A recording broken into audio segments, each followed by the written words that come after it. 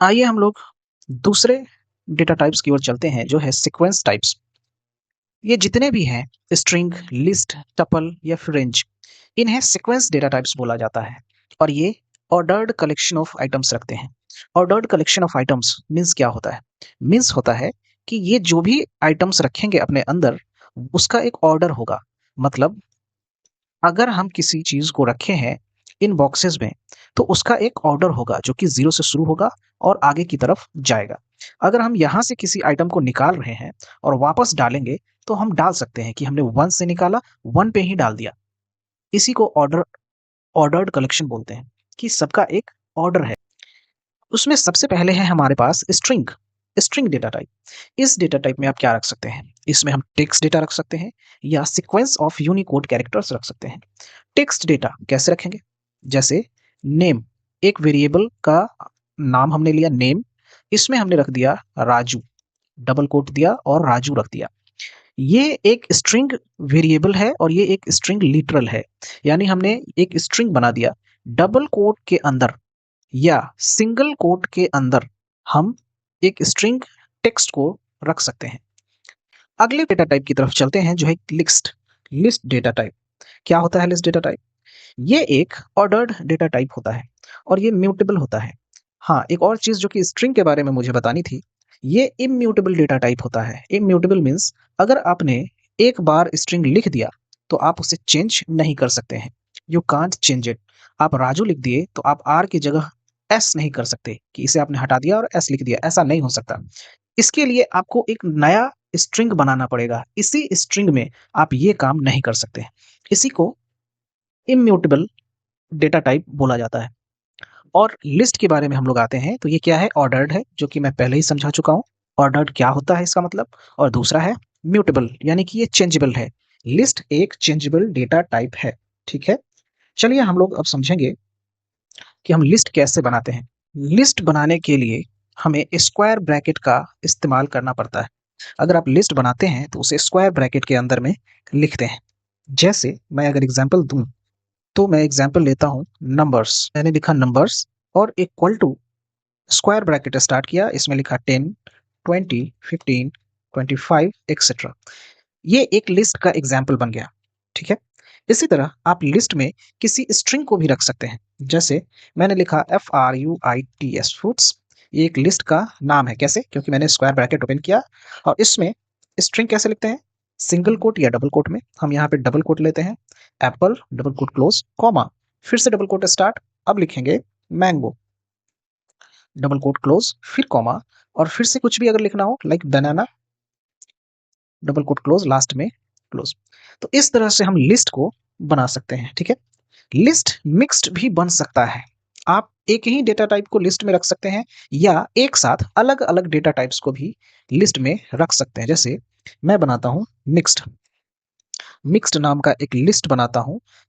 इसमें मैं रखता हूं 1 जो कि इंटीजर वैल्यू है, 2.5 जो कि फ्लोट वैल्यू है। ठीक है, एक स्ट्रिंग, स्ट्रिंग हमेशा डबल कोट में ही रहेगा या सिंगल कोट में रहेगा।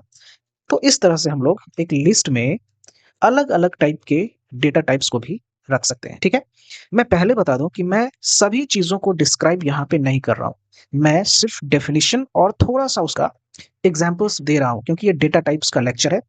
लिस्ट एक बहुत बड़ी चीज है, इसकी एक अलग वीडियो आएगी। सिमिलरली स्ट्रिंग की अलग वीडियोस आएंगी और आगे जो भी हम डेटा टाइप्स पढ़ेंगे उन सब की अलग अलग वीडियोस आएंगी। हम लोग लिस्ट देख चुके हैं, अब हम लोग आते हैं टपल पे। टपल क्या होता है? टपल भी एक ऑर्डर्ड, जैसा कि मैंने पहले ही बताया कि यहाँ पे जो भी है सीक्वेंस टाइप्स में सारे ऑर्डर्ड हैं। तो ये टपल भी एक ऑर्डर्ड डेटा टाइप होता है। इम्यूटेबल डेटा टाइप होता है। लिस्ट एक म्यूटेबल था, यानी चेंजेबल। लिस्ट के डेटा को हम चेंज कर सकते थे, लेकिन टपल के डेटा को हम चेंज नहीं कर सकते हैं।